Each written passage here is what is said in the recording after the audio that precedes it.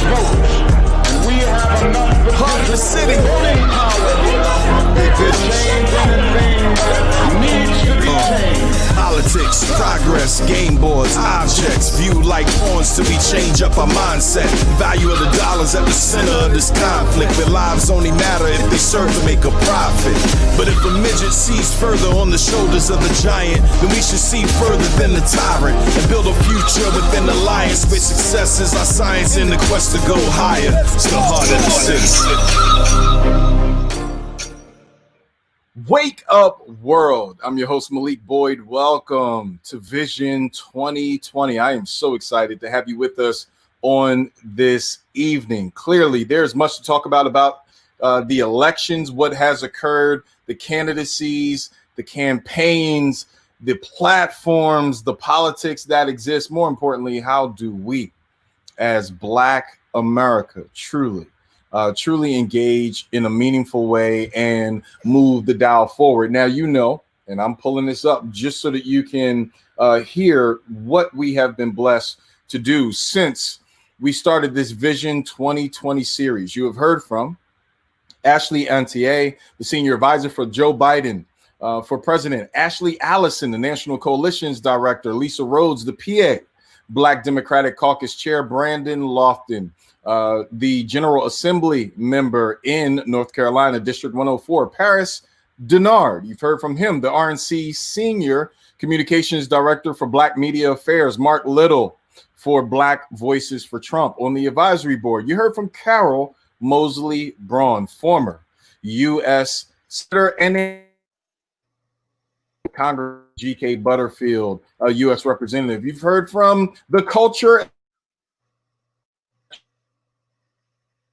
for the DC, and just last week you've heard from will.i.am from the Black Eyed Peas. He broke down what he believes is the path.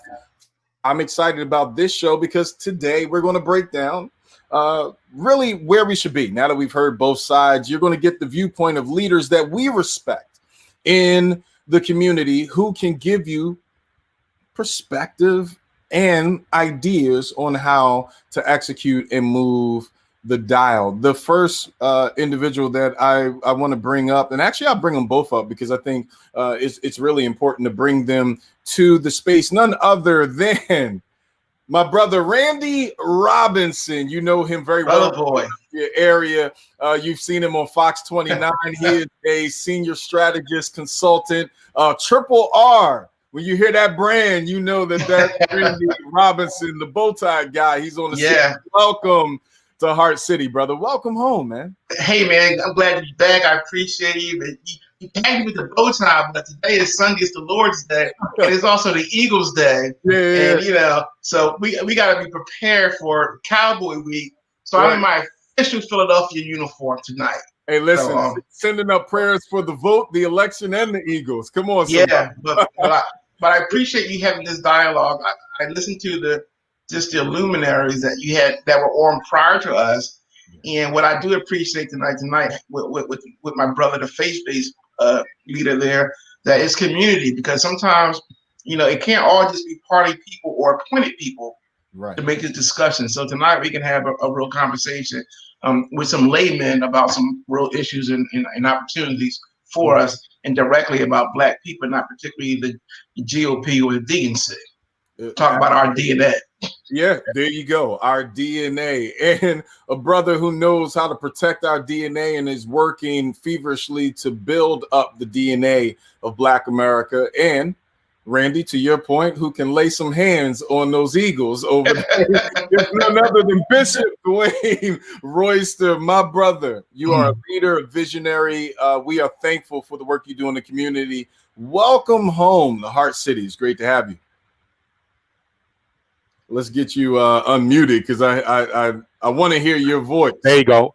There you go. Reverend Boyd, thank you for having me, and thank you for allowing me both to be here with both of you today to have this conversation. I appreciated the fact that you had both sides on the conversations in the weeks prior, and now we get to have a conversation about the community day and what the community needs and desires in this moment. So looking forward to this conversation, for it to be a rich time of us sharing together tonight. Absolutely. And here's what we believe. Our people are destroyed for the lack of knowledge. Right. Mm-hmm.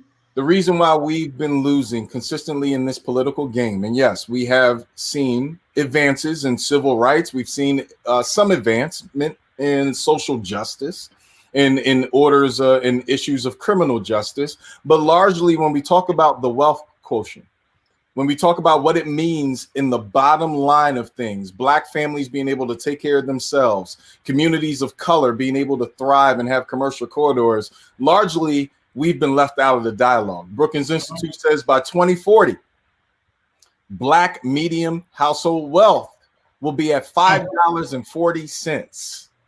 We are in a very triaged moment. And so my first question to both of you is, regardless of who's in office, where should we be in terms of the non-negotiable of economics for Black America? Bishop, let's start with you. Let's go, Bishop. All right. Well, I mean, here's the bottom line. I think many of us are still waiting for our 40 acres and a mule. And I wonder what would happen if we got that now with the compounded interest on top of it, how that would really shift the economic situation for Black America. There's been talk about reparations. There's talk about a lot of, means to deal with the economic situation of Black folk in America. But I think the challenge is that we always get crumbs instead of really getting a full-fledged plan. Well, after World War II, there was a Marshall Plan that went in and rebuilt Europe. Why don't we have a Marshall Plan that's going to rebuild the cities in the United States, in particular, those urban areas where there are majority Black and brown folk, that we pour serious investment in? And a lot of times we do it in infrastructure. So when we do infrastructure, there's certain unions that get those jobs, and some of those unions are the ones that don't let Black and brown people in the first place. But how is it that we are putting money in the hands of Black and brown folk? How are we impacting the material condition that actually has the capacity to strengthen our communities? Education, actually access to credit, actually access to cash. Right? Yeah. Can we get some banks that aren't totally with bulletproof glass everywhere, and actually people that welcome you in and want to work with you? Can we find ways to be able to do those kind of things? Can we talk about not only jobs but entrepreneurship? But can we also talk about Black-owned co-ops, where the community owns product and corporations, and where the community is winning out together on winning? Can we find ways to be able to reduce the cost of housing, make sure people are actually able to own homes? Interesting thing about Philadelphia is that historically, it was actually the city that had the highest rate of low-income home ownership of any city in the country. That has since changed. That has since changed over the years. We've gone after folk for back taxes and other things. And as a result of that, we no longer have that Black home ownership that we once did here in the city of Philadelphia. I think all those things are absolutely critical. But the main thing is that one of the biggest engines in our city is the city government itself. And it is not going to invest in the Black community by using Black businesses, hiring Black workers, making sure that they have full benefits, then we're not going to really be able to move forward. We actually have to see that happen as well. So you know what, Randy, you brought up, the issue of unions and not having membership in union and participation from communities of color in unions. Quite frankly, we see a lot of development in Philadelphia. Oh, absolutely. A lot of development in the Black area as it relates to jobs, and not just being subprime, but being prime contract on that. Talk about that, Randy. So you look at those policies, particularly infrastructure bills, where that we see a reduce to almost nil participation of Black people in those labor unions to be able to take those contracts and be afforded those opportunities. But I want to draw back, because you guys are talking at kind of a high level, how do we win the race? And what I'm talking about for Black people at this point, now to be honest, where we can start at, here are some of us who are still stuck in the stalls. And so before that, we can have those opportunities to have the capital, have those businesses that could participate in this economy, in particular those labor jobs. But those labor jobs now are highly skilled. They're technical. Right. Many of those skills are very, very technical. So it's almost a level of training that you got to have. So you just can't come in with your pedal and say, "Hey, I'm a hard worker," and do it on a grit. There's a certain level of education that you're going to have to be in these particularly building trades. So what I'm saying is, Black people as a zero sum effort of what we got to demand right now is that we got to demand that there be no public school failing in our community. We got to start there. We got to detach ourselves from this school choice versus labor versus the administration versus the suburban dynamic. And as Black people across the board for our vote, we got to say that we can't allow failing schools in our communities anymore, because you can have a good school in a bad community, but where you never have bad schools in good communities. So we got to start right there, because the jobs of the 21st century and those jobs we're arguing about now, these policies and projects that are going to come up in the next 8 years. We have a percentage of folks that's available that can compete for that, and we certainly should go after that. But we got a talent gap. There's going to be a large gap of many of us who are just not prepared for 21st century economy, because we sat back and had decades and decades of failed public school education. So we talk, I know Bishop is going to take it to the hill to make sure we start getting access to that capital, and so that those entrepreneurs and those persons who are business owners and our brilliance and our talent that we see are stars. Everybody's kind of getting involved with Shop Black, and it's this whole dynamic. We got to coalesce. So we got to be prepared, but we got to be prepared, sustainable preparedness. And there's going to be a drop off after those persons that are 35 and 40 in talent and above, and because we can set the table for them. But who's coming back? So I think we got to really, really be honest about this have and have-nots within the Black community in our urban capitals, and demand a couple of things. Number one, that we cannot stay muted on failing schools, and then also we got to make sure that the health of the community is intact, and that's just our particularly our mental health be a component of that. Right. Because if we're not educated and we're not healthy and prepared to compete, it don't matter what opportunities come our way if we're not there to take advantage of it. So that's where I want to start. We got too many people who are left. This is the Kentucky Derby, and we got brothers that are prepared to win, but we got too many of us that's stuck in the stalls. Bishop, stuck in the stalls. Back to basics. Brother Randy said before we can ask them to run the 100-yard dash, we got to teach them how to run. We got to get some of us off the starting block. That's not just a community issue. That's something that the church, the kingdom, it has made a principle of its footprint of service to those in need. Bishop, talk about how we can move from 101, that introductory class, and begin to engage a little further and dig a little deeper. Yeah, so let me just say this. I mean, part of the work that I do, right, is about community organizing. Yeah. And so what has often happened in historical circumstances is that the Black church in particular has stepped in to make up the difference. And we had poor quality education. It was the Black church that started after school programs, right?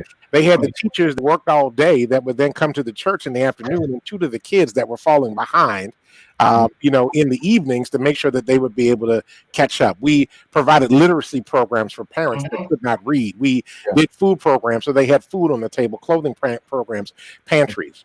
However, I want to push out on that a little bit, because I do not want to take responsibility for something that is the government's responsibility to do. And I think it is the responsibility of the church, and in particular, in my context, the Black church, that we have to learn how to become prophets in this hour and hold political leadership and business leadership to the fire to do what they have to do the right thing by the people that they are serving.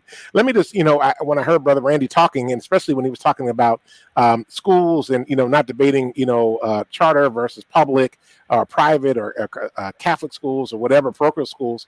But the interesting thing that occurred to me is that in the midst of this COVID crisis that we have been facing, there was a challenge, one, to get technology for every child. There was a challenge to get Wi-Fi for every child. How in the year 2020 do we not understand that there is no job that you will go to in the future that will not require some level of computer understanding and knowledge and the ability to be able to work around the internet and Wi-Fi and all these other things? We were scrambling. Now, here's the thing. There's one of the major providers of cable and internet is in the city of Philadelphia, the city of Philadelphia I love and born and raised and care about deeply. They gave the individuals that own the company gave money to the school district to be able to provide laptops and and they did some things to be able to provide some Wi-Fi. Why was that? Why before that had we not thought about the fact that every child needed a laptop? Yeah. That every child needed Wi-Fi in their house. COVID exposed the fact that we had some iniquities that we were just acceptable. Right. That's what I'm saying. We gotta eradicate those things because we can't let these shallow barriers called charter, parochial, church, state, rural, urban, separate us from the fact of the matter that our Black children need to be educated, and we have been failing them. And COVID kind of exposed where the iniquities lie.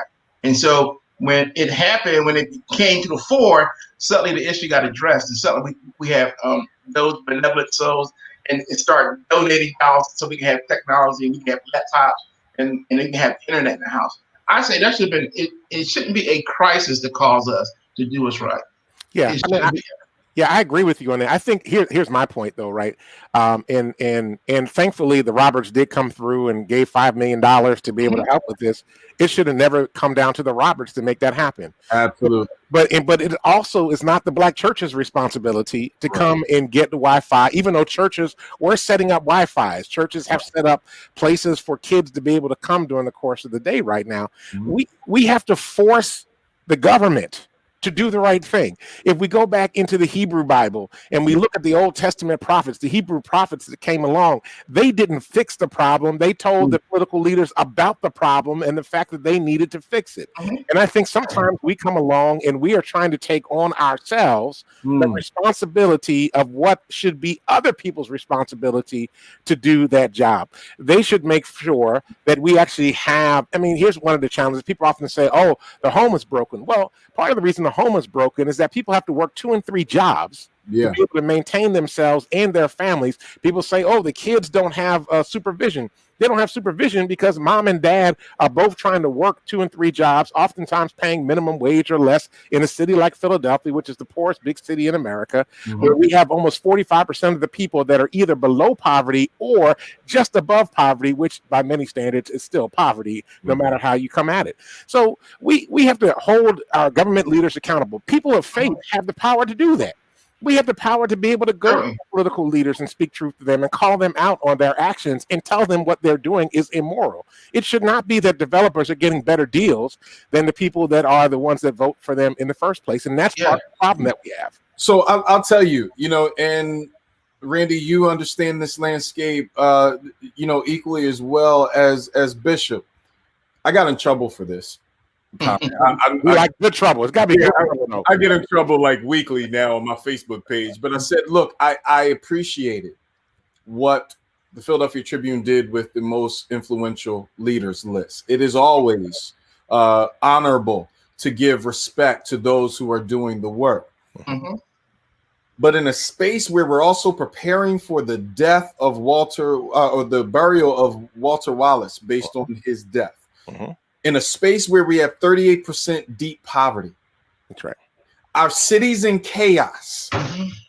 And we're celebrating influence that hasn't yielded the progress needed to move the dial. I'm a little bit confused. And that's not towards those who we're honoring. The question becomes, have we, in this space, developed Black America to be okay with conversation and not progress, with posturing and not progress? Well, I think it's too often, it's a multi-level thing. I think that's happened with us. First of all, too often we transition or given up Black progress and Black wins for Democratic Party progress and Democratic Party. Secondly, I think that our people have become too comfortable with the fact that there's no return on their investment called their vote. We've turned it into a kind of a competition sport where we get riled up on the day of the game, which is election day. My team wins, I celebrate, but then I go home for the next 2 years, 4 years, 6 years, or 10 years and doesn't expect much from my team. So we got to understand that when we're talking about Black people winning in Black community wins, that's not particularly is not holding sync with a party win. we got to make sure that our vote is just the first beginning of the dynamic. I give it to you. And the second part is that there's a return on that investment, and the put the A back in it, the accountability. And the other A is that we dictate our agenda, and we're going to hold you accountable to it. And it is for Black people. And it's not enough just to say that we've got Black people placed in high places, but we need to have performances in high places so that they return to the ground. So I really, particularly been on the right, so I've rejected that. But my allegiance in terms is Black people. I'm a Black person, Black people politics. So I don't take any win or victory or any personal satisfaction in the Republican Party getting something right. I'm there to make sure they get it right. That's why I'm there for them. Absolutely. That's why I'm a part of it. That's why I can't leave them, because I can't let them forget I exist. Yeah. So I just need more on my brothers and sisters where they have a lot more political wins and a lot more capital over there that they're not holding them accountable, other than just to say that our team won on game day, and while the community suffers for the rest of the season. And how do we, to Randy's point, begin to diversify our vote, which is one of the most valuable things, at least in the initial stage of the political process, so that we can at least extract more during campaign season, right? Because every other race has a very balanced approach to politics. They're going to have some on the R side, they're going to have some on the D side, and everybody's working towards an agenda. Then we get to Black America, and Lord knows if you're coming out of a Black Baptist church, you best not say the R word unless we're talking about Resurrection Sunday. How do we begin to move this thing so that we're playing chess and not checkers? Yeah, I think the main thing is we have to build independent, Black independent political power, right? It is not, our power cannot be caught up in the party. And I think that when we are able to start amassing and organizing Black folk to work together to build an agenda, and then instead of folk coming to us and telling us what our agenda ought to be, which is often what happens with political, they come to us, this is what we want to talk about, and y'all think that's good too, right? Instead, we're coming to them and saying, here's our agenda, here's our 10 points. If you want our vote, you have to commit to these 10 points. We want to see a plan on how you're going to implement this in X period of time while you're in office. Don't tell me you can do it in the second term. No, I want to know the first term, and how you are going to strategically make these things happen. And by the way, and here's the thing we got to work on in the Black community, right? We think when we vote, we've done something. We're like, that's it. I had my job. And that's not it. If the political leaders in your community don't know you by a first name basis, they don't see you walking down the hall saying, whatever, because did I do what they asked me to do? If they don't know you by name, then you haven't done anything yet. You need to know you. And that requires organizing work where we are coming together as in a collective to be able to press this agenda and force them to do their will. One of the things that I learned even with Power years ago, we started doing civic engagement work where we were literally knocking on people's doors and just talking to them about the school district of Philadelphia and about funding for education. I remember meeting with one of the political leaders in the city of Philadelphia, and I was able to say to them, by the way, during the primary season, we talked to 6,000 people in your particular district. And the thing about it was they had won their race by less than 1,500 votes. Come on. So what I just said to them was that I've talked to almost 5 times the number of people that you won your race by, which means that if we come up with an agenda, I can control your destiny moving into the future. Oh, yeah. And see, we're not having that kind of conversation. What happens is a lot of times we get picked off. A lot of times, we get somebody saying, I'm going to give you $500 for your youth program, or do this thing, and we get bitten off for crumbs instead of staying together and holding fast on a bigger agenda that would impact all of us and make sure that we all move. There are issues that Power's working on. We're working on police oversight. The police oversight piece that's on city council is going to be voted on November 3rd. Power was talking about that 3 years ago. Right. Stop and frisk that's on there. We were talking about that 6 years ago. Right? These are agenda items that we have been working on for a very long time, organizing relentlessly, going after the mayor, the district attorney, city council members, letting them know without a shadow of a doubt, for the tens of thousands of people that belong to the Power organization, this is our agenda. And if you want our folk to support you, now we don't support anybody one way or the other. Power as an organization, but individuals can support whoever they want. Right. But they know if they care about policing reform, if they care about a moral economy, if they care about education, or they care about climate, and you know that we have these tens of thousands of voters in our organization, you're going to try to do something about it. Oh yeah, absolutely. You're going to, even though we're not going to support you one way or the other, but right. you're going to try to meet the needs of the folk that are in there, because those people will support candidates one way or the other. Randy, yes, Maynard said, "Look, if you don't have 30% minority participation, these planes are going to land on dirt roads. Absolutely. But we're not going to make this airport unless Black folk are involved." And he was very clear about that, and he made millionaires, Black millionaires. I know that's called power economics and power politics, because it wasn't a dynamic of these Democrat jobs or the Democratic Party. He said specifically that Black people needed these jobs, and he demanded that Black people be primaries. And then you have they just didn't get jobs; they got contracts and creative businesses, which created multi-generational wealth. See, when the job comes, you work the job and ground broke and grand opening, it's over. But when you have the contract, particularly for services, we continue that we have that's multi-generational, and they understood that. So what we've unfortunately have seen is that those set-asides that we elected leaders have said, don't y'all worry about it, I'll go to the table for you. And then they tell him he doesn't go and demand what we want. They tell him what we can give you. And then you go back there and take care of your folks, but you'll be okay.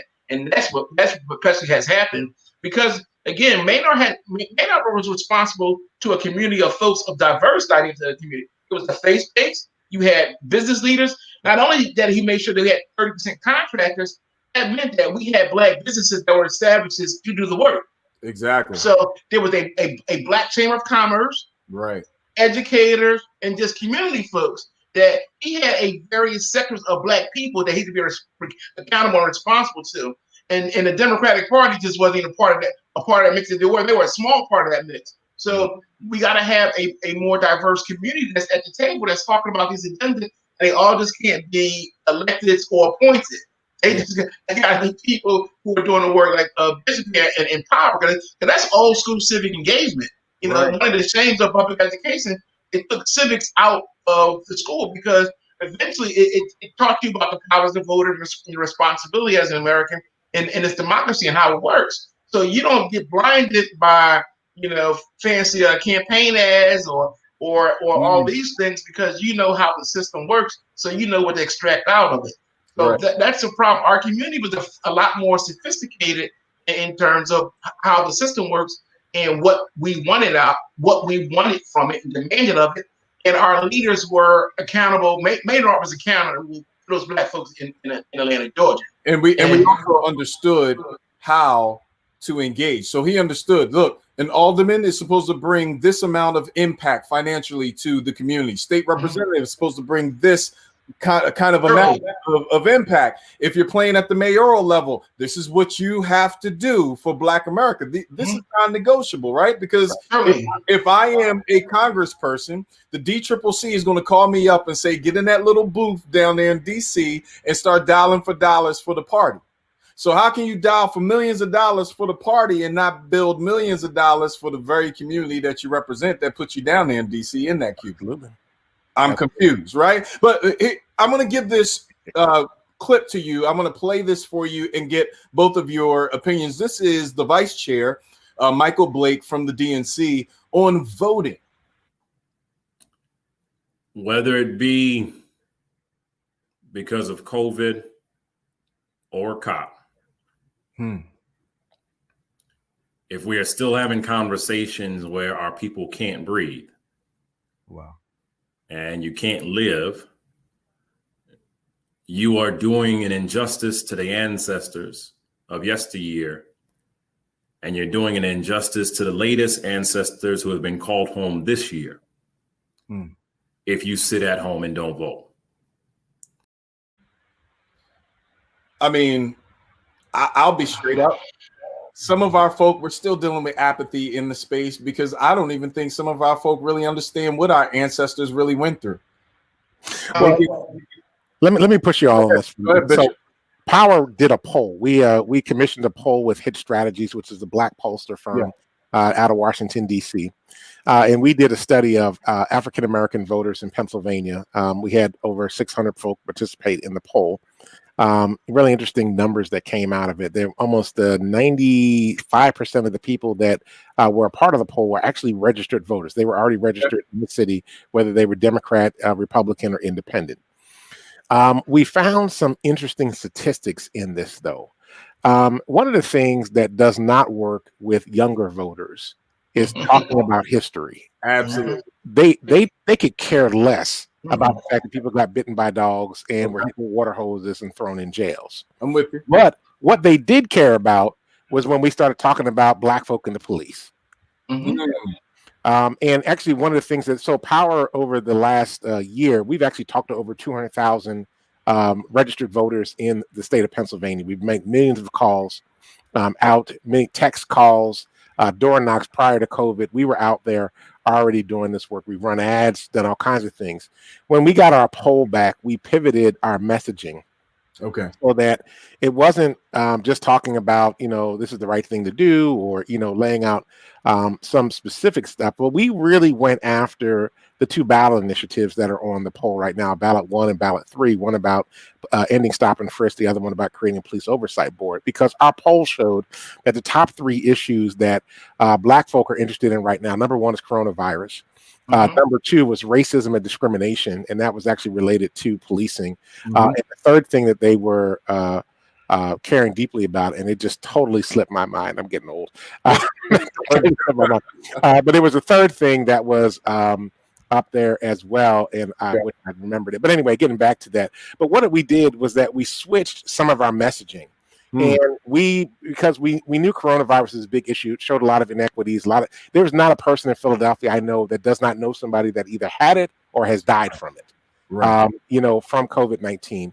And the struggle about getting health care, getting testing, all the things that come along with that. We know racism and discrimination, and this is why it's important to have a black pollster, because we were able to ask a question white pollsters would not ask. Yes. Right? Is race and discrimination important to you?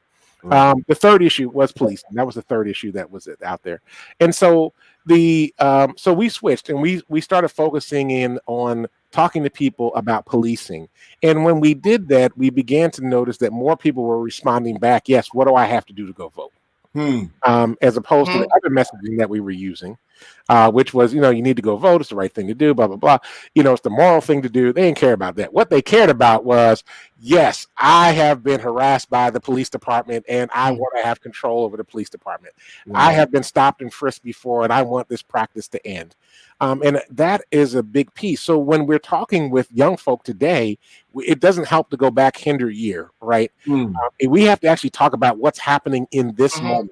In particular, during the uprising, when we see, hundreds of thousands of folk in the street, not just here in Philadelphia, but around the country, when we just see this situation again with Walter Wallace Jr. that just happened. And again, our young folk are out in the street demanding justice. We have to remind them, you actually have control over policing in your community. You do. This is your vote actually does that. And when we start educating people about that, they were like, oh, I'm going to go vote. I'm going to go vote. Now, I'm not going to get into the numbers. A lot of young black men were, not a lot, but there was a significant number of young black men that were voting for Donald Trump. I'm not going to go there. But when we talked about the fact that they had a chance to be able to have a say in how policing is done in Philadelphia, all of a sudden people got more interested in getting out to vote. So, Randy, let's talk about that really quickly, because the vote for Trump is not just about what Lil Wayne said. It's not just about what 50 or Q may be doing. There's a bubble that the Dems missed in 2016 and very well in 2020. I think 2016 gave them a shot in the radar that Trump overperformed with black men and he didn't know what it was. Well, they spent 4 years ignoring that capacity and having that conversation with black and Latino men. And Trump spent 4 years micro-messaging them. See, it's all about machismo, and also in terms of being accepted and being a man's man. And he has an appeal in that regard. And then he did 2 policy things that kind of impacted him. He made the investment to HBCU not just an annual appropriation. He made it a 10-year appropriation so they didn't come back and dance through hoops for money all the time. And then the Second Chance Act, what actually got some people reduced, and some opportunities for ex-offenders to be reintegrated in society. So those are 2 policy points. But there's not policy that made them appeal to him. The Democratic Party has systematically kind of zeroed out or just erased the significance of the Black man. The party agenda is women, children, LGBTQ, immigration. It doesn't speak to us at all. Black men no longer are, again, at the education failure. Look at who's graduating from college and HBCUs, probably 60 to 70% Black women. The Black man is feeling disenfranchised and left behind by his woman because her access to education, capital, sisters get together, they run their own businesses, they see themselves being left behind. And none of these conversations are happening in the Democratic Party structure, the absence about the lack and absence of the Black male, the patriarchal society, the alpha male, leader of the community that we saw ourselves in our grandfather's day, and how that has diminished itself. So the Trump comes in and says, you know what, you're disenfranchised. They're going to treat you not like a man.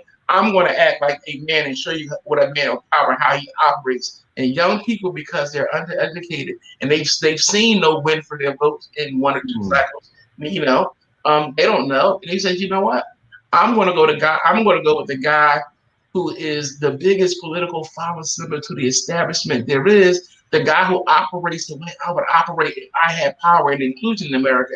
I don't care what he says, that's offensive to X, Y, and Z. My life hasn't changed under doing things the way that's been happening over the past 8, 12, 16, 20 years.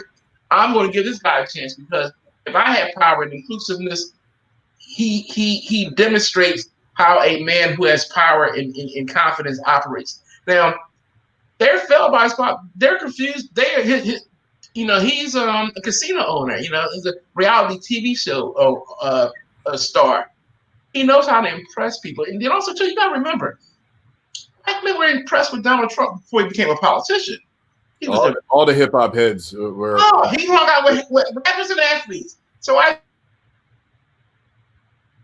think that in the back of his mind, he had some idea how to trigger that dynamic in them and young men.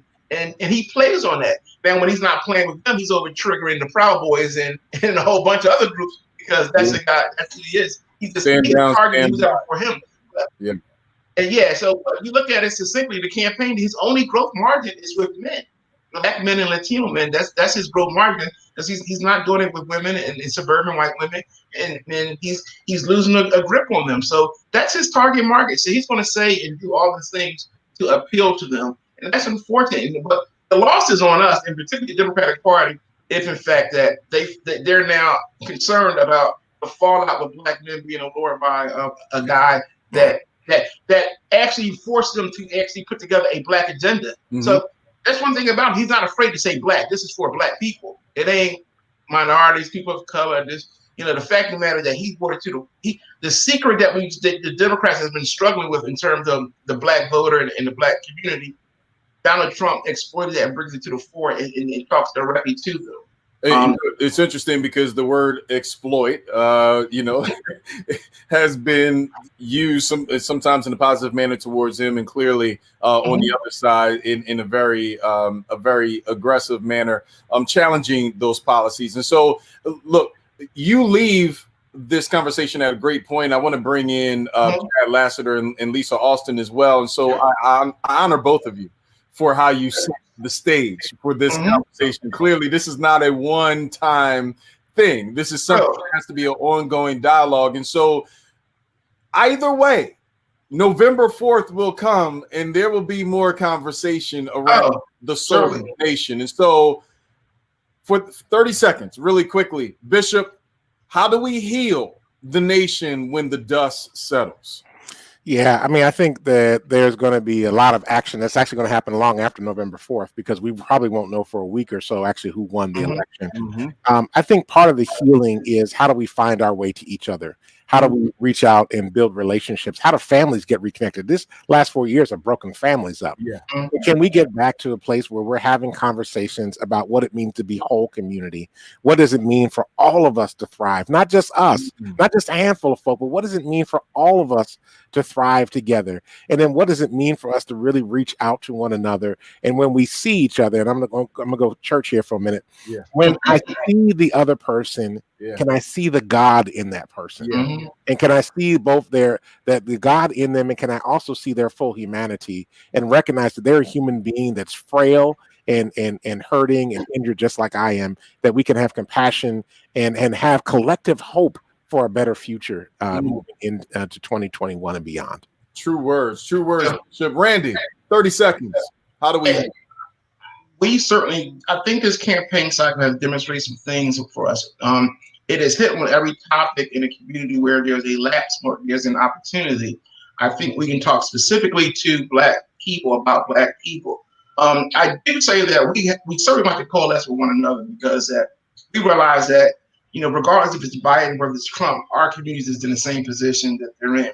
And I think there are also some outlying forces that are manipulating the time and space and taking advantage of us. And I think because of social media and those technologies, that we become aware of that. So we certainly have to come together and coalesce this opportunity to say, brother, are you okay? And are you all right, no matter where you are in the space? And we certainly got to learn to understand that you don't have to hate your brother because you disagree with your brother. I love my brother despite disagreement. So we got to get behind that level of political sophistication and maturity, so we can start having some tough and real conversations about what really matters to us. And that's what we need to do.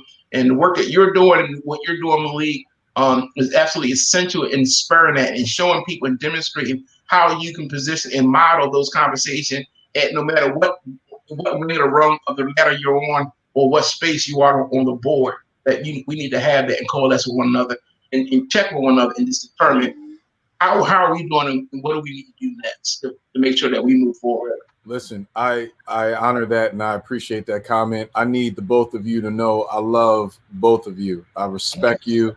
I honor the work that you guys are doing in the community as leaders. It's absolutely crucial that we have pragmatic leadership at a time like this. Certainly. This is not a time to be hotheads. That's right. You have to have a very balanced approach so that Black folk can win. And I believe that both of you have the leadership to do that. I thank you for kicking off the recap show and doing all that you do. All right. Thank you. So much. All right.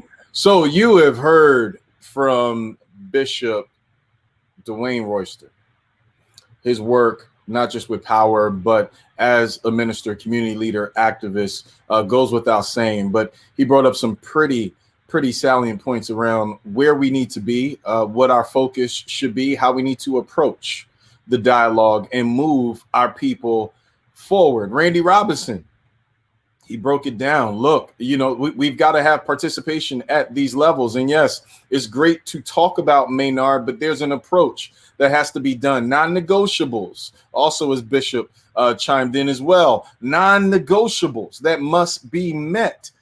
We say by any means necessary and then leave a few options on the table. When we say by any means necessary, we mean every mean available to ensure that Black folk win. There should never be a time when Judas gets more silver than the community. We've seen that over and over again in our community. And so those two leaders, listen to them. I hope that you shared this show, shared their portion of the dialogue. I am going to a break. On the other side, Dion Lassiter. You know him. He's been on the show numerous times. He's a hometown favorite for us here at HeartCity. And my sister, Lisa Austin, is in the building. You're going to hear from both of them as well. They're going to pick up right where Randy and Bishop Dwayne Royster left off. You're watching Vision 2020, the recap show. We'll be right back after these messages. The Philadelphia Opportunities Industrialization Center is a nonprofit organization whose mission is to provide education, training, and employment services to assist the unemployed, underemployed, homeless, and disadvantaged youth and adults. Visit philaoic.org to learn how OIC can help you achieve self-sufficiency and empowerment through education, training, job placement, and through technology access and economic development. For a better tomorrow, call Philadelphia OIC. I am excited about these two. They're amazing friends, amazing leaders in the space. I'm going to put them right in the mix. None other than Chad, Dion, Lassiter, and Lisa Austin as well. It is so good to have both of you back home. Welcome home. Thank Good evening, you. brother. Thank you for having us in this space. Absolutely. Thank you. So I want to get right into this. I mean, Randy broke it down. Bishop took a pickaxe to it and cracked it right in the spine. There's work for us to do. Randy talked about getting back to basics before we can start talking about contracts and ensuring that Black folk are able to play prime and not subprime. Before we can talk about the strategies around sophisticated funding and platforms that we need to implement in order to move the dial forward, we've got to bring up the education level of the electorate. Help each other understand the business of politics, not the emotion of politics. We've heard from many political candidates who find a good buzzword, and I know this well. They get on the stage and go, especially in church, and they'll go, "God is good," all the time. All the time, God is good. And then turn around and give us some nonsense that they never plan on executing because their donor base says, nah, that's not our priority. We get hyped up while the other folk who put the dollars to the agenda get funded, get, a robust package. And so, Chad, Lisa, how do we educate our communities so that we learn how to play the game and not be played by the game? Chad, I'll start with you. I was going to defer to the good sister, and not because of gender, but it's a profound question, because for me, I start from the context of the Black Men's leadership class. Yeah. So before we talk to the people, I look at how the leaders have lied to the people. I'm born and raised. I'm 48 years of age, and I've lived in Philadelphia, with the exception of living in Los Angeles in the early 70s, all of my life. And you hear the same lies from Black leaders. That's why I coined it Black Men's leadership class. They placate the people. They ingratiate the people. They display with false generosity. They don't speak truth to power because they have to actually get reelected, or they have to get that board appointment or keep that board appointment, or they have to get that grant, or they want to be within the circle of, the cocktail parties, or the most influential list this, or the most influential list that. And so I think it starts with not just voting, registering people to vote, and voter education, and then ultimately voting, but voter accountability. We need to vote these leaders out after we've voted them in, and they have not done the things that we fundamentally need them to do. When you look at environmental racism, educational apartheid, economic injustice, when you look at the anthology of police brutality, when you look at all of these challenges just in Philadelphia in and of itself, there's a problem. When you have a person like Congressman Bob Brady, who has ran the party for a considerable period of time in the Chocolate City, that is a problem. When people speak out against the establishment, and members of the Black Men's leadership class and the white elites counsel you or won't even give you a job in the city of Philadelphia, that's a problem. To the educational aspect, I heard what the dear brother Pastor Royster said. I kind of differ from one level. It's not either or, it's both and. I want young people to fundamentally, in an age-appropriate manner, understand the history, the 401-year struggle, and how sacred the sacrifice of voting was. I think that we can do it in a culturally relevant way, whether we put on Sons of Man, Wu-Tang Clan, Public Enemy, Poor Righteous Street Teacher, Lauryn Hill, the Miseducated, whatever we need to do, they need to understand that context. And then we bring them here to show them that there is a historical trajectory. And as we come to the good sister here, that brings us to a contemporary era. There's a correlation between Emmett Till and Trayvon Martin. Yeah, absolutely. So Lisa, all right. So Chad, to your point, I will send out my apology letters and cards for my comments about the most influential list. I apologize to the folk I pissed off. I got it scheduled for the 13th of February. I'll send them over. Lisa, your thoughts? Well, we can continue to blame the leaders. At the end of the day, when do we get to a point where, for instance, and I said this before on your show, Malik, that we don't allow people just to come up and feed us, right? Okay. We got to start feeding ourselves. We have to start educating ourselves. We can continue to blame the leaders, but we're putting them there because we're miseducated. We're not really educating ourselves on what the policies are. And we want to blame the leaders. We have people been in leadership for 10, 15, 20 years. And what have they proven? Because they come and they do the cubic shuffle at our cookouts. We have to begin to understand that, we're a big part of the piece of this puzzle. America knows it. That's why right now that every TV show is saying Black America, Black America, Black America, because there's such a demand of who we are and our vote counts. We now have to understand what our worth is. And to go to educating, as far as education, it's imperative that we know our history. Because if people don't know their history, then they'll make them same mistakes. I marveled at these young people, and I'm so, I was so happy with your, your previous interview said, because what it resonated with me, because these young people are thinking differently and outside of the box. You have more young Black men voting for Trump. And we're not taking the time to figure out why. What are they looking out through their lens that maybe we're possibly missing, or maybe there's something there, a dialogue we can have to educate them. But we together, we have to begin at the root, and that is ourselves. So what's interesting, you bring up the Trump vote, the Black male, 13% at one point. It's scheduled to actually go up to almost 15, 16% in this cycle. I remember in 2016 having conversations in the barbershop, and those brothers were going, look, it's not just about whether I like Hillary or not. I've been ignored by this party, right? And then even today, I just had a conversation where, brothers are going, look, every time I try to make an issue about the things that I'm dealing with, the things that affect me, the things that are germane to me as a Black man, someone else comes and grabs the agenda and runs with that ball. So yes, we get shot, we bleed out on the street.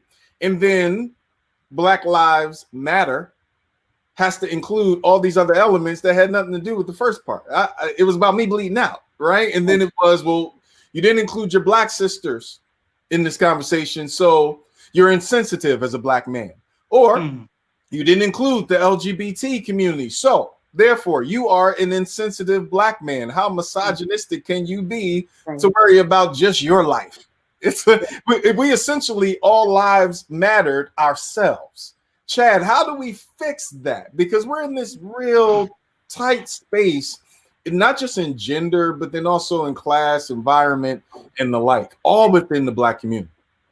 Well, I think that one of the things that we have to fundamentally recognize is that we're not a monolith, right? So if you look at, white individuals and other individuals, they're part of multiple parties, right? Governor Ridge penned an op-ed piece that said that he is a staunch Republican, but he's voting for Joe Biden. Colin Powell, who's African-American, but also Jamaican descent, he's on the side of the Republicans and has been for a considerable period of time. He said he's voting for Joe Biden. We cancel Ice Cube, but yet we celebrate Shaquille O'Neal, who's voting for the first time. So that means that he missed the historical vote of 2008, the historical vote of 2012, and he comes from the bricks. He comes from Newark, New Jersey. So I think what we have to fundamentally understand is that there is a concept called the art of war. You heard Randy Robinson earlier say that we need individuals who are going to be part of that Republican Party to hold them accountable. It's almost essential to the reading of The Spook That Sat by the Door. We want to hold both parties accountable at all times.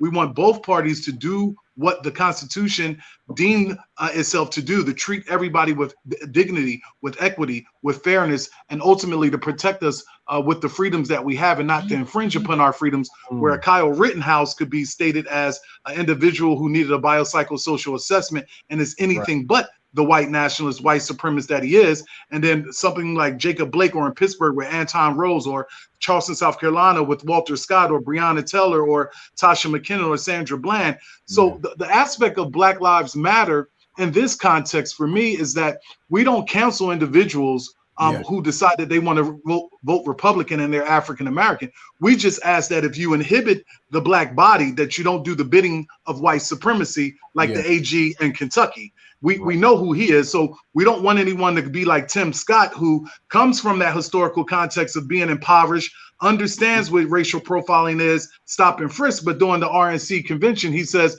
America is a great place, it has no racism. That's kind of problematic. So we don't want those type of individuals. What we want to be able to do is hold both parties accountable. And Black men, to your previous guest, and what we're kind of talking about here, there's a protracted history of them being taken advantage of, right? And so when you do roll someone out, it's Common or it's Chris Paul. You know, a person like you, Malik, should be front and center. The dear sister here who, you know, hopefully after this, you and I can, you know, keep in contact and learn from one another and galvanize our community. She should be front and center. So we get placated a lot. So we'll bring in Alicia Keys, we'll bring in a John Legend, as if, you know, we don't have intelligent African-American men, women, and others in our midst. And so that becomes problematic when racism and these horrific killings occur. White politicians come to our church and they fundamentally tell us, calm down. You shouldn't be coming to our church and telling us to calm down. You should be going to those other white communities, traditional and non-traditional spaces, telling them that they need to do something about the white supremacy, the white racism, and the white violence. Lisa, how do we get to a space where Mary J. Blige can sit down with Hillary Clinton and talk about hot sauce, but we cancel Ice Cube for bringing the contract for Black America, something that he didn't formulate and own him for himself. He said, look, I sat down with Dr. Claude Anderson. I sat down with folk. I put this on Twitter and asked for input. And all I did was bring your ideas to the person who's in power. It wasn't that I was riding with him, but somebody's in the chair at 1600 Pennsylvania, and we need to have a conversation. But Ice Cube, he has to go. As long as Mary can sing and talk with Hillary about hot sauce, she's our people. Where do we go wrong, Lisa? It's something that's been perpetuated. It's been perpetuated. This has been something that we've even ourselves in our local elections. As soon as the mayor, you know, I'm in the city of Trenton, New Jersey. The mayor, all he has to do is come and do the electric slide, and they think he's down. You know what I'm saying? So we don't take the time. There comes the miseducation of the Negro again. And we have to start educating ourselves. But then when we look at it, what they're trying to do, look at the Black family, you know, and I understand what the brother said. You know, I am a Black woman. I'm a strong Black woman, but we are nothing without a Black man, you know, and we have to understand that, you know, when we see that what some groups of people are trying to separate the family still. To this day, when you have a group of people who focus on women, like, you know, I work in corporate America and I hear all the time, you know, they don't have a problem elevating a Black woman, you know, but about the Black man, you know, and they want, you know, and we have to be very mindful not to leave the Black man behind, because like your previous guest said, you know, they want to elevate Black women, LGBT, you know, every other group of people, but the Black man. Right. So, you know, again, we have to see that. So, I mean, you know, what are we going to do? How does that go about? How can we have a Mary J. Blige? It's because guess what? That's what we've been permitted. But now that you have a group of people, these young folk, you know, they're starting to see things differently. They're breaking some of the chains that has held our community down for a long time. And bigger than what we could even imagine. And what we need to do is have these dialogues with these different groups of people who are voting differently. Like, again, we can't throw people away because they're Democratic or Republican or independent. We got great people in every party. After this, we're going to have to build, no matter what the response is. Whoever becomes leader, our next leader, we've got to build together.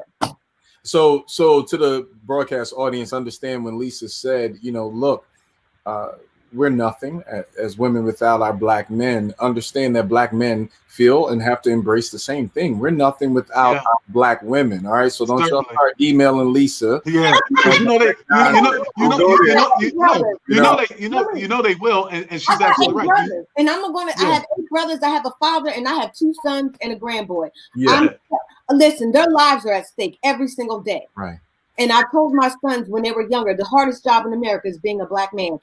That's what I told them. And yes, I know black women is a hard job for us too. We've been disenfranchised even by our brothers at times, but we still have to keep the main thing. If we go back to our history, we will understand why all of this is where it is. And we cannot let history repeat itself. And we have to stay together. And understand, You're My Rib is not just a line by Tyrese and Baby Boy. Like that's real. But no, Lisa's absolutely right. One of my best friends worked on Barack Obama's detail, and Michelle and Barack were in a restaurant in Chicago, and one of the owners of that restaurant, he recognized Michelle, so he told Secret Service, the bill is on me. The best bottle of wine in the house, give it to the Obamas. And so, Michelle thanked the Secret Service and said, have him come over, introduce him to Barack Obama, and then directly after, Barack Obama said, wow, that guy was really looking at you. He really liked you. And Michelle Obama said, yeah, we dated, but nothing really, manifested itself. He said, wow, so if you would have married him, you would have been the wife of a restaurant owner. She said, no, had he married me, he would have been the president of the United States of America. Come on now. You get no Barack Obama without Michelle Obama. So I'm glad that Sister Lisa put it there. But I think this vote is critical. But I think that we should not fall for the pie in the sky aspect of the most important vote of our lifetime. Several decades ago, Puff Daddy had the vote or die, right? And so the sky seems to always be falling when we know how important it is to have the African-American vote.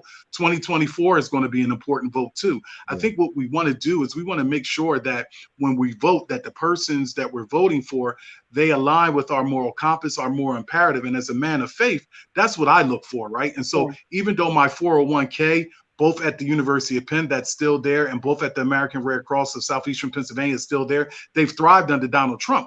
I can't vote for a person who is a demagogue, who's a white supremacist, who's homophobic, who's transphobic, who's xenophobic, who engages in all types of things from a policy standpoint. What he has done with the affirmatively furthering the Fair Housing Act has impacted me at the Pennsylvania Human Relations Commission. When he has put forth the executive order that doesn't go into effect until November 27th, but is relevant right now with regards to cease and desist from using words like critical race theory, white privilege, white violence, and institutional racism and training, that impacts me at the Pennsylvania Human Relations Commission because I have federal contracts. And so a lot of the things that he does emboldens white supremacists, white militia in the state of Pennsylvania. We're ranked number 8 in the country, right? I'm being told right now from my colleagues in Harrisburg, Chad, don't come out to Harrisburg until 2 weeks after the election because people fear for frankly, my life as the top as the executive director of the top civil rights enforcement agency in the entire state of Pennsylvania as a black man from North Philadelphia. So it's that black fatigue that we often don't talk about because the day after the vote or subsequent days, if it's not Biden, I think that the country is going to just, those of us who are interested in justice and equality, we're going to have to really call our therapists, right? And figure out how do we bounce back from that situation. And listen, there's some counties in Pennsylvania. So I want those who are watching from afar understand there's some counties in Pennsylvania. You need a green book to travel safely through the counties, and you don't want to be there after sunset. I've traveled them the past 3 years. Yeah, absolutely it's real. So let's talk about this piece with race. Ambassador Carol Mosley Braun made these comments about Joe Biden. Malik, that's why I'm a volunteer for this campaign. I stepped forward to volunteer. This is part of my flunking retirement. Understood. Retired. It's not working very well. But the reason I stepped forward to help as a volunteer is because I worked with this man closely. I worked with him for 6 years, 3 of those years on the Judiciary Committee. And then he swore me in for my ambassadorship to New Zealand. And then I went to his son's Beau's funeral. So I know Joe Biden, and I can tell you, he was one of the first members of the Senate to actually get the issue of race and get the issue of how we get so mistreated in spite of our contributions to this country. Now, that's on the heels of many attacking Joe Biden around the crime bill. And here, in all due fairness, understand, I don't understand how we're blaming one individual for the crime bill when there's many that have to pass this bill. And we damn sure didn't bring up Clinton in that conversation. I guess that's because he played the sax and was on our Arsenio Hall show. We gave him a pass, right? All right, so how do we reconcile with those who have been on the wrong side of history at times and are now in these critical moments as candidates for the highest office in the land? It's called repentance, and everybody gets the opportunity. I don't know about you, but I'm not the same person I was 5 or 10 or 15 or 20 years ago. I'm glad they didn't keep my MySpace page up. Or Black Planet. But so we're not the same people. What even enlightened me about Senator Kamala is I was listening to Congresswoman Sheila Lee Jackson, and where she had said that, look, for those who have concerns about her being a prosecutor, I had the opportunity to work with her, and I saw her repentance. I saw her change the policies or the procedures or the things that she was so gung-ho about being a prosecutor. It changed when she became a senator, and she had to rewrite some of those wrongs. So all of us get the opportunity to be able to rewrite some of those wrongs. So we need to see if Biden, the Bible says, a tree by the fruit that it bears. He's been under Obama for 8 years. So, you can check some of his policies out. You can see the things that he has done. And it looks to me that he has repented. But hey, that's my. No, I'm with you, Jack. No, I think Lisa's absolutely right. So let's really quickly look at context. Mayor Michael Nutter had an opportunity to put a number of us as Black males in the city of Philadelphia on the national My Brother's Keepers initiative. I served for Mayor Michael Nutter for 8 years on the Board of Trustees, Philadelphia Prisons. I was on the Board of Trustees, Community College for 6 years. When he ran for mayor, I chaired his reentry transition team and his prison transition team. I don't make a fuss about that, but a person like you, a person like me, Mark Tyler, Greg Holston, Pastor Royster, Mark Lamont Hill, several people could have been on that national My Brother's Keepers initiative. Mayor Nutter didn't put any of us on there. He put women on there. He was wrong for that, not because he put women on there. Joe Biden made a mistake. So did Bill Clinton. So did the Congressional Black Caucus. But we cannot continue to hold them for that mistake that they made in time, albeit the languishing of individual communities, that the evaporation of fathers and mothers and the whole aspect of mass incarceration, and how we've had to create mentoring programs for youth whose parents were incarcerated in a state of federal prison, and all of those challenges of not being able to socialize our boys and our girls who needed both our mothers and our fathers, and that intellectual property and that spiritual property that was taken and locked in behind bars. We can never forget them for that. We can never forget the war on drugs, which was the war on Black people. But here's the thing, to Lisa's point. At some point in time, there is something called redemption. Brother Malik actually wanted to bring our community together by sitting down with President Trump before he became president. There were a lot of people, me specifically, that was just like, I can't roll with Brother Malik anymore. I'm not banging with him. That was a mistake that I made. Because Brother Malik was at the table holding the modern day Pharaoh, i.e. the modern day Caesar, accountable for Black people. The other aspect is, I remember I sat in a room with Vice President Biden and his daughter as the president of the Black Men at Penn School of Social Work Incorporated, and handed his daughter a John Hope Franklin Combating American Racism Award. He looked at me and said, Professor Lassiter, we want to invite you down to the White House to meet with President Obama and bring the group. I was caught up in the pseudo-intellectual, I'm not meeting with a warmongering president. I was caught up in all that stuff and wasted the opportunity instead of sitting down with President Obama and simply saying, war is not the answer. Is there something that we can do? Can we really bring about peace? When Martin Luther King talked about the triple evils of poverty, militarism, and racism. But no, I was caught up in a different space. I was wrong on meeting with President Obama. I was wrong on, those period of time, those years that I wasn't in the life of Brother Malik. And because of the God of the universe bringing Brother Malik and myself together at this pivotal point in time, now is going to serve as a catalyst to move forward. So to Lisa's point, we don't look back at what Biden did. We don't absolve him of that. But what we simply say that he was not the only one. So once again, some African Americans, when we tell the story, we have to tell the whole story. We can't just simply say it was him and not Clinton, or it was him and Clinton, because it's convenient to beat up on white folks.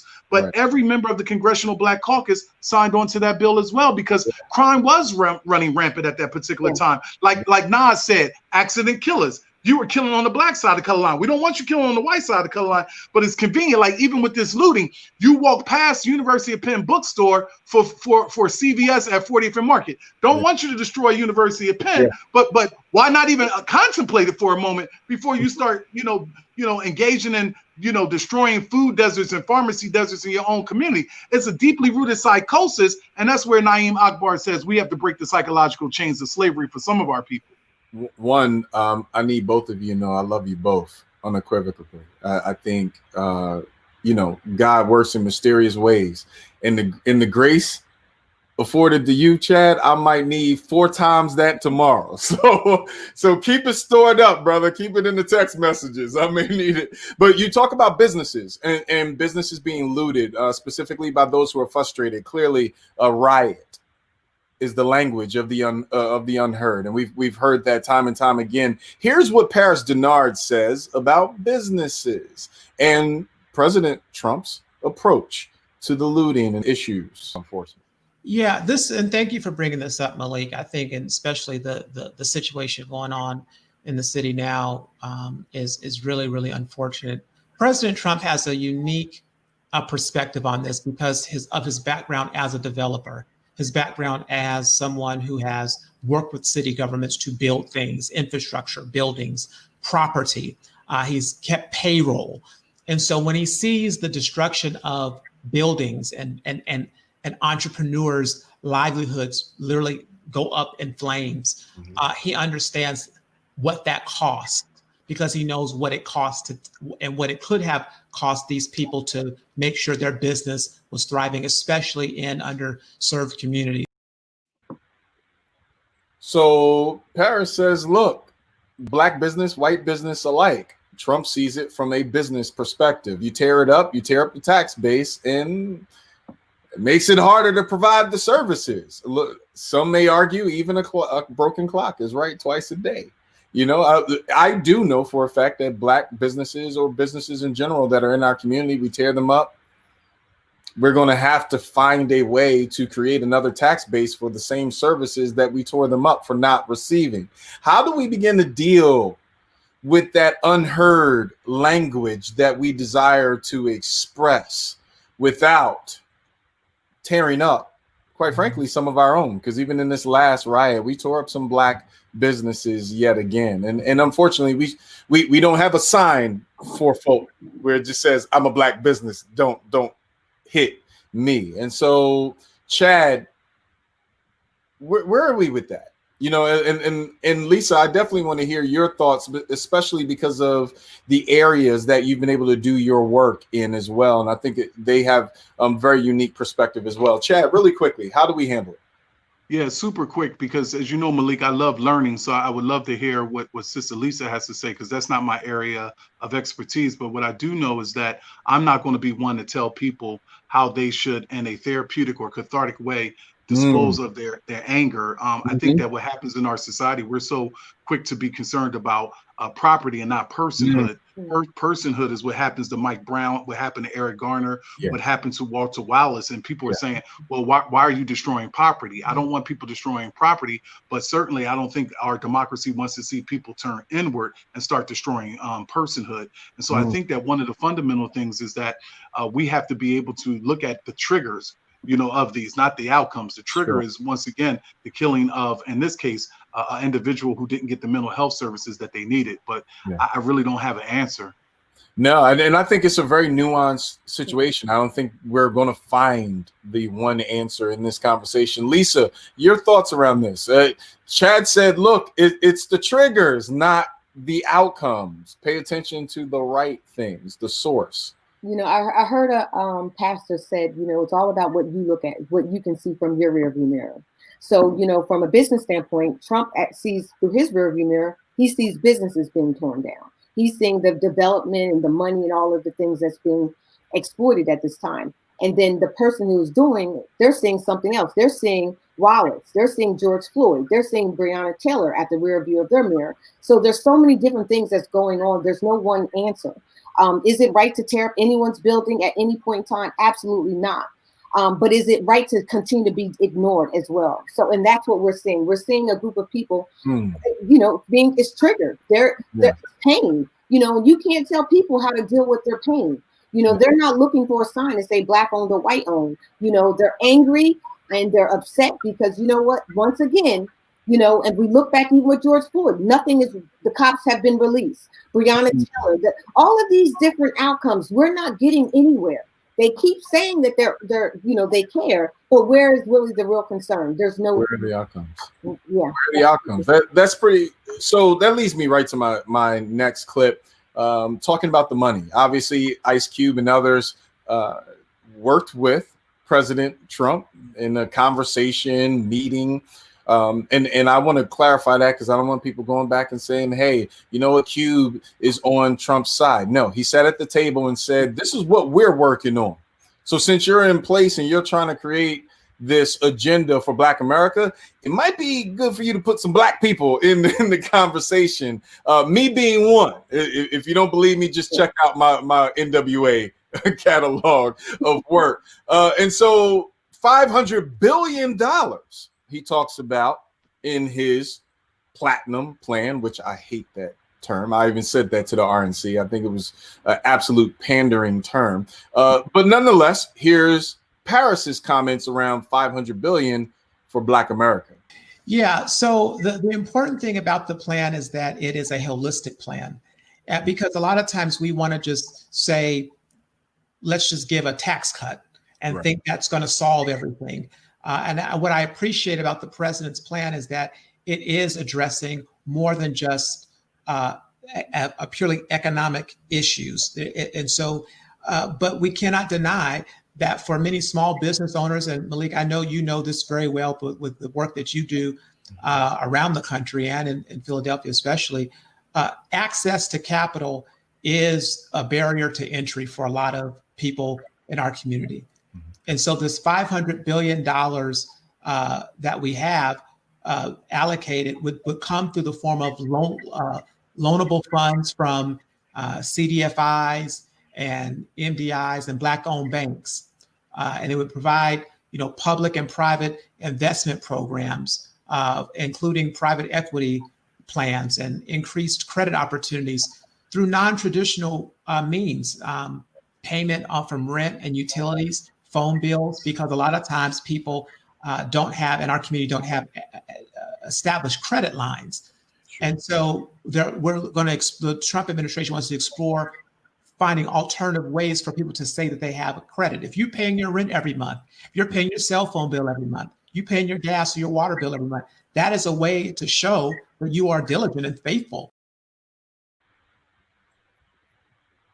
What are your thoughts on those comments? I mean, quite frankly, you know, I think we should have this conversation at every table, not just a Trump table, a Biden table. We should be having this with the financial institutions as well. There's many stiff arms happening, not just in the NFL, but at the lending table when we talk about Black folk and Black businesses. But what are your thoughts about this plan, this platinum plan? Chad, I'll start with you.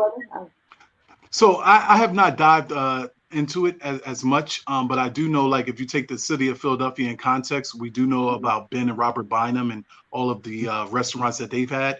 We also know that, you know, there are some thriving bookstores. These are Black businesses. Yeah. You have Brother Mark Lamont Hill with Uncle Bobby's, and you have several other bookstores. I think one of the things we do know that we don't begin from a strength-based perspective. with capital. But from a strength-based perspective, we do have a concept. We can conceptualize that we want a barbershop, that we want a bookstore, that we want a Black-owned, vegan restaurant or soul food restaurant, things of that nature. But absent a void of capital, it's kind of hard for us to move it from an ideal to giving a pregnant moment to giving full birth to it. And so I don't, once again, know about this plan, but what I do know is that we need to be able to level the playing field from an economic standpoint that provides opportunities for Black and brown people to thrive in the space of entrepreneurship. Lift Every Voice is the name of the Biden plan, Lisa. Everyone's talking around capital for Black America. What are your thoughts? It sounds good. I listened to the brother when he was speaking. He threw some, some things to me. It wasn't that clear for me. I mean, you can go to Credit Karma. And, you have to, if you pay your bills on time, they'll give your credit score go up. I mean, right. that's something. You pay your rent. You can put that all in, into your credit, and it's called, like, I think, Experian Boost. And if you show them that you're doing all these things, your credit score goes up. Okay, I'm not impressed with that one. You mentioned loan. Okay, I'm not even impressed with that word. It's time for grants. It's time for $500 billion. What are you actually going to do for us to obtain that access to capital? Yeah. It's still, I hear, I mean, I get it. I always hear ringing in my ears, when Martin Luther King was speaking and when the man cried out, pull yourself up by your bootstrap. Well, how can you continue to say that to a people who have not a bootstrap to be pulled up? We're the only group of people in America that don't have, something to leave a legacy, right? So, our land was taken and white people were able to capitalize off of that. A good friend of mine called me and he said, hey, he lives in Massachusetts. He was like, hey, I'm looking out, white guy, looking out all my property. He's like, I felt bad for him. He's like, Lisa, I kind of felt bad. I called you because we didn't earn this. This was something that, was given to us. What was given to you and your people? So it's time for us now to hold them to what they're going to say. The only thing with Trump, he says one thing today and then tomorrow will be something different. If that's certainly, he should have proposed this before Senate and Congress so we can have it on a table. Yeah. So I'm not that impressed about what anyone's going to do afterwards. I have to see it to believe it. Well, Lisa, my mama's sewing machine is broke, so my bootstrap been broke. I haven't been able to put it back together for years. I'm still trying to figure it out. And so many don't even have the conversation about a broken bootstrap. Many are still looking for boots. Yeah. And so our Black community and Black America is in a very challenging space. November 4th and beyond will not just be the point by which we're counting votes. There may not be any hanging chads, but there will surely be those of us hanging on the cliff waiting to hear the results of what will be probably one of the most contentious elections in recent history. We're going to need to heal from all of this. As we kind of close this interview, from your heart to the broadcast audience, let's break down what you believe are the steps to beginning to heal not just the country, but Black America itself. Chad, your thoughts? Given the context that I believe that Black Americans, we deal with on a day-to-day basis, generational trauma, I think that we need to all recognize and embrace therapy. There's a book that I'm reading right now, and the name of the book is called Black Fatigue, How Racism Erodes the Mind, Body, and Spirit by Mary Frances Winters. Really great book. I think that we have to look at our spiritual support system, whether that's us being a member of a faith or just being spiritual beings as Africans displaced here in America. I think that we have to also recognize, to what Lisa said, and I think your previous guest mentioned, and I think we can all reach consensus, there are several types of people in a democracy, but two come to mind. You have the elites, and then you have we the people. We the people have to recognize the power that we possess, and Black people in particular, we have to recognize that we are the mirror of this democracy. Even against the backdrop of all of the things that have happened to us, we are resilient people. So I think subsequent days, we have to return back to God. People say, I found Jesus or I found God. Like, they weren't missing. We've been missing with regards to that. So I think returning back to the center of who we are as a people, and then secondly, working on all of this trauma. Like, we don't have to watch the killings on television. You know, they cycle in and out with regards to our neurotransmitters, and it can actually trigger, you know, certain things that have happened to us. I was brutalized by the police at the age of 12, and then brutalized again by the police at the age of 14. So seeing all this brutality, it kind of like brings a trigger out of me that I have to therapeutically deal with. I think also we have to hold them accountable, whoever is in the White House, but also in our local houses, specifically here in the city of Philadelphia, where there are politicians on our watch who look like us, who have allowed the redlining, the gerrymandering, the gentrification, the educational apartheid, and all of the ills that we see. People living on the encampment adjacent to the Barnes Museum, they're there for a reason. We have failed them. 42,000 people are waiting on the rolls for the Philadelphia Housing Authority. Trenton mirrors the same thing as well, I would imagine, with the Trenton Central High School, multiple catchment areas throughout Trenton. So the next couple of days, we have to be vigilant. We have to stay the course within our spirits and stay the course within to putting pressure on the police state for all of the things that we see as it relates to how we're always under suspicion and surveillance. Wow. My brother brought it, but he left the powerhouse for last, Sister Lisa. I mean, you know, Chad threw it right at the rim. All you gotta do is dunk it in, sister. Listen, the Biden campaign is saying we're in a battle for the soul of our nation, and that is true. We are we're in a battle for the soul of the nation. Whatever we decide, you know, because right now we're deciding over, you know, a truth over a lie. We have to try to figure this thing out. But let me, you know, I got the good book, so let me.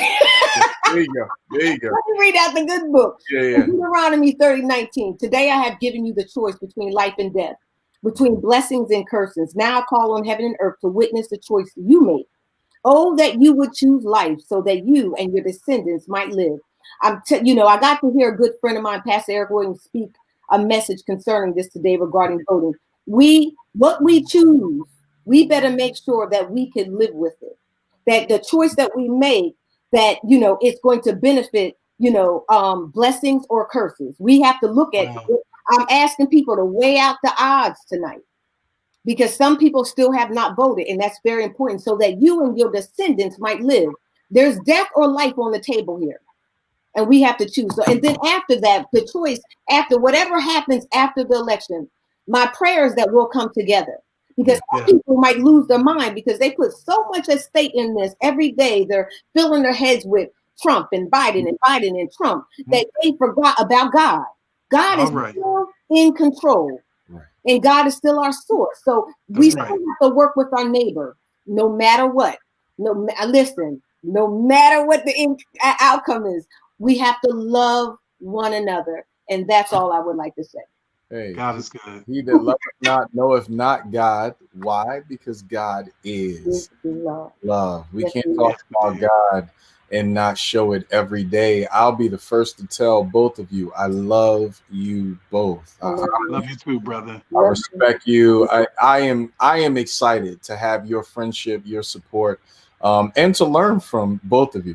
You're a wealth of knowledge, and I think the world is made better because of you. And so I honor y'all joining us tonight and closing out. Thank you, brother. Thank you for having 2020.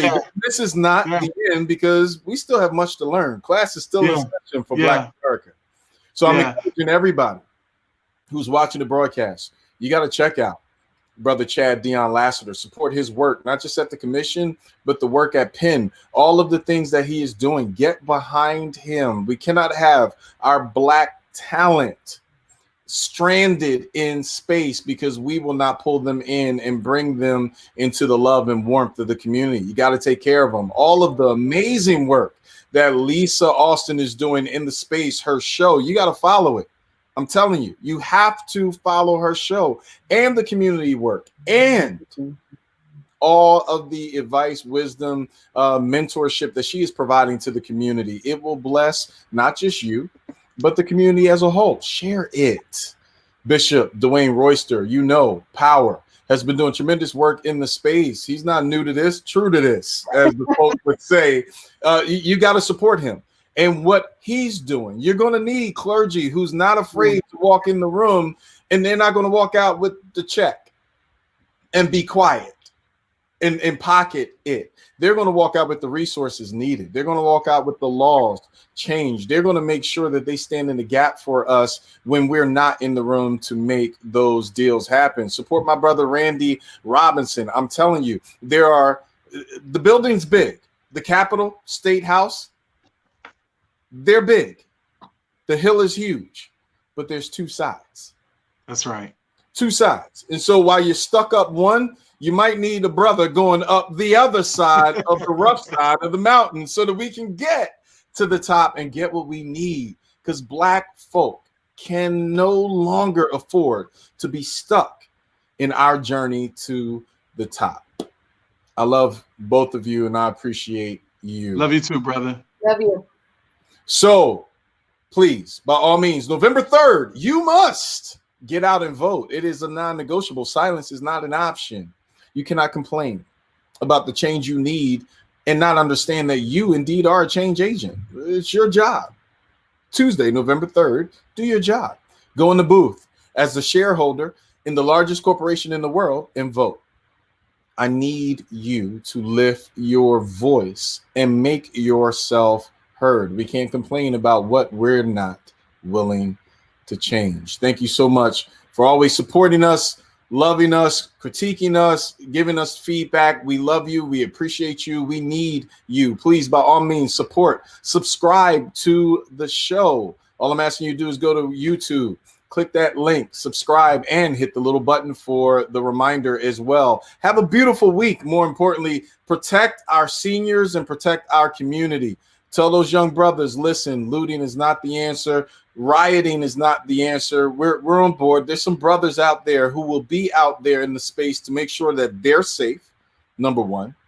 Number two, that their voices are heard, and the rooms that they are not in, they will be represented in. Those boys need to know that there are men that love them, that care about them, and are willing to protect their voice and their lives as well. Connect them with the men that you know who are about that life, because we need to protect the lives of our young folk. To those who are in the political space, you need to write them a letter. It's not just about Biden, Harris, Trump, and Pence. It's about local electeds. We need answers, and we need answers now, not tomorrow, not, just post Walter Wallace's funeral and all that will go on after that. We don't need to wait for the next legislative session in March or April when we feel like the political climate is there. No, we need it now.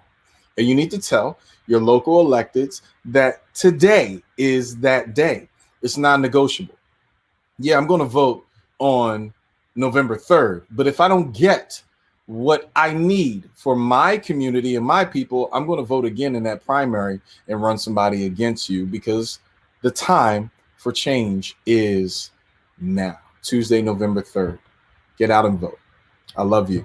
I appreciate you.